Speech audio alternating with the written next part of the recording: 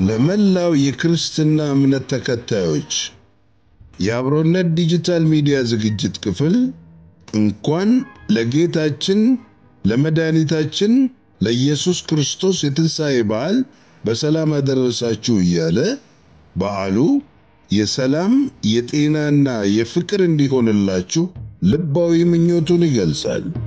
አብሮነት ዲጂታል ሚዲያ የሁላችንም ድምፅ።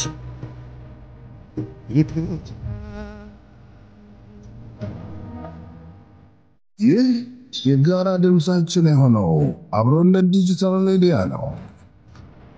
ሌሎች አስተማሪ ፕሮግራሞች ይኖሩናል። ስለሆነም ሼር፣ ሰብስክራይብ በማድረግ ቤተሰብ ይሁኑ። አብሮነት ዲጂታል ሚዲያ የሁላችንም ድምፅ።